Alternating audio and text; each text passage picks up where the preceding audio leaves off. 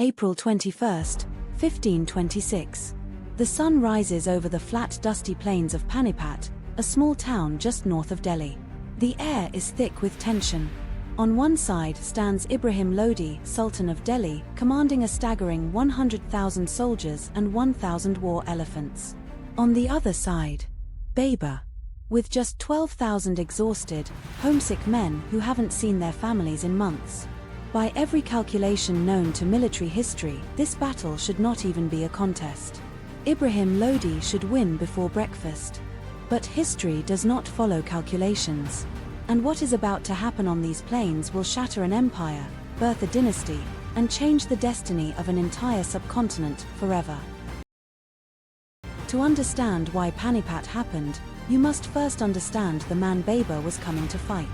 Ibrahim Lodi was the Sultan of Delhi, ruler of the most powerful kingdom in northern India. But power without wisdom is just a weapon pointed at yourself. Ibrahim was arrogant, brutal, and deeply unpopular. He executed nobles on suspicion alone. He insulted his own generals in public. He ruled through fear rather than loyalty. His own uncle had rebelled against him. His own governor of Punjab, Daulat Khan Lodi, had secretly written to Babur begging him to invade. Think about that. The Sultan's own men were praying for a foreign conqueror to come and remove him. An army fights hardest for a leader it loves. Ibrahim Lodi's men were fighting for a man they despised. That was his first fatal weakness. Now let's talk about Babur's masterstroke. While Ibrahim Lodi had numbers, Babur had something that northern India had never encountered before: field artillery. Cannons, guns, muskets. In 1526, gunpowder weapons were still terrifyingly new to most of Asia. The sound of a cannon was like nothing any living person in India had ever heard. A deep, earth-shaking boom that echoed across miles. The flash of fire. The smoke. The projectile that could tear through lines of soldiers like paper. Babur had spent years in Kabul acquiring these weapons and training his men to use them with devastating precision.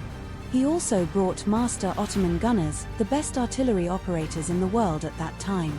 Ibrahim Lodi had elephants. Babur had the future. And the future was about to arrive in a thunderclap of fire and smoke. But cannons alone don't win battles. What made Babur truly dangerous was his mind. He devised a strategy called the Tulughma, a Central Asian battle formation that Ibrahim Lodi had never faced and could not possibly anticipate. Here is how it worked. Babur placed his artillery directly in the center, protected behind a row of carts chained together like a wall. His cavalry was divided into left wing, right wing, and center. The moment battle began, the left and right wings would sweep outward in a massive arc, like two arms reaching around to embrace the enemy from both sides simultaneously. While the enemy was confused and surrounded, the cannons would open fire from the center. The enemy would be caught in a deadly trap, attacked from three directions at once, with no room to retreat or regroup. It was chess played with human lives. And Babur was several moves ahead. The night before the battle, fear lived in both camps. In Ibrahim Lodi's camp, the massive army, 100,000 strong, should have felt invincible. But whispers moved through the ranks like smoke. They had heard about Babur's cannons. Some had never heard artillery fire before. The elephants were restless. In Babur's camp, the mood was darker. His men were far from home. Central Asia felt like a dream. Some had begun to doubt. Some had even suggested retreating, taking the gold they had already looted from Punjab and returning to Kabul. Babur stood before his troops and delivered a speech that history has never forgotten. He reminded them of their heritage, the blood of Timur, the blood of Genghis Khan, flowing in their veins. He asked them, would they rather die in battle as warriors or grow old as cowards? His men answered with a war cry that shook the earth. As dawn broke on April 21st, both armies moved into position. Ibrahim Lodi had a simple plan: overwhelm Babur with sheer numbers. Send the elephants forward to crush the enemy, then flood them with cavalry and infantry. 100,000 against 12,000. It should have been over in minutes. But then something unexpected happened. Ibrahim Lodi hesitated. He paused before ordering the charge, perhaps uncertain, perhaps waiting for a better moment. That hesitation was catastrophic. Because while he waited, Babur's men were digging in, chaining their carts, positioning their cannons, and preparing the Tulughma formation with military precision. Every minute Ibrahim Lodi delayed, Babur grew stronger. By the time the Delhi Sultan finally gave the order to advance, Babur was completely ready. The trap was set, and 100,000 men were about to walk straight into it. The Delhi army surged forward, a wave of soldiers, horses, and war elephants that darkened the horizon. And then, the cannons opened fire. The sound was like the earth cracking open. The smoke billowed across the battlefield in thick dark clouds. War elephants, animals that had never heard such noise, animals that weighed 5 tons and had never known fear, panicked instantly. They screamed. They reared up. They turned. And they stampeded, not toward Babur's army, but back into Ibrahim Lodi's own troops. Imagine 1,000 panicked war elephants, each weighing as much as a truck, crashing through your own soldiers at full speed. The Delhi army's most powerful weapon had become its most devastating nightmare. Thousands of Ibrahim Lodi's own men were trampled to death by their own elephants before a single sword was swung. As the Delhi army descended into chaos, soldiers screaming, elephants stampeding, smoke everywhere, Babur executed the second phase of his plan with perfect precision. His left and right cavalry wings swept outward in the massive Tulughma arc, like two giant arms reaching around a confused, stumbling giant. The Delhi army suddenly found itself attacked from 3 directions simultaneously: center, left, and right. There was nowhere to go. The men in the back pushed forward. The men in the front had nowhere to advance. The flanks were being cut down by Babur's cavalry. The center was being shredded by cannon fire. 100,000 men, more than enough to win any conventional battle, had been turned into a compressed, panicking mass of humanity with no formation, no strategy, and no escape.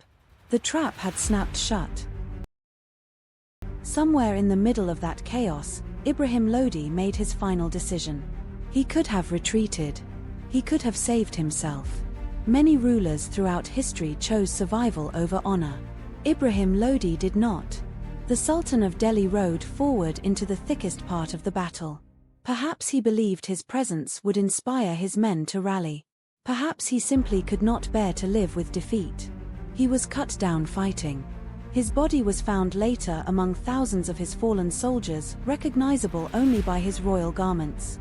In the space of just a few hours, the Delhi Sultanate, which had ruled northern India for over 300 years, ceased to exist. Its last sultan lay dead on the plains of Panipat. And a new era had begun. The battle lasted barely 4 hours. When the smoke cleared and the dust settled, 12,000 men had defeated 100,000. Babur's casualties were minimal. Ibrahim Lodi's army had been virtually destroyed. Babur rode toward Delhi, the capital of northern India, and entered it as its new master. He sat in the throne rooms where Delhi sultans had ruled for centuries and declared himself emperor of Hindustan. The treasury of the Delhi Sultanate, mountains of gold, silver, jewels, and precious stones accumulated over 300 years of rule, now belonged to Babur. He distributed it generously among his soldiers, his allies, and even sent a legendary diamond, believed to be what we know today as the Koh-i-Noor, to his son Humayun. The tiger had won. India would never be the same. The Battle of Panipat 1526 was not just a military victory. It was the hinge on which Indian history turned. Before Panipat, the Delhi Sultanate, 3 centuries of one kind of rule. After Panipat, the Mughal Empire, 300 years of a completely different civilization. The Mughals would go on to build the Taj Mahal, create Urdu literature, develop a unique fusion of Persian and Indian culture, and at their peak control an empire that generated almost a quarter of the entire world's wealth. All of it, every monument, every poem, every painting, every battle, traces back to one morning on the plains of Panipat. When 12,000 exhausted men, armed with cannons and courage and the brilliant mind of their leader, changed the world. The Battle of Panipat proved something that military strategists still study today, that technology, tactics, and leadership can defeat overwhelming numbers every single time. Babur had all three. His victory at Panipat was not luck.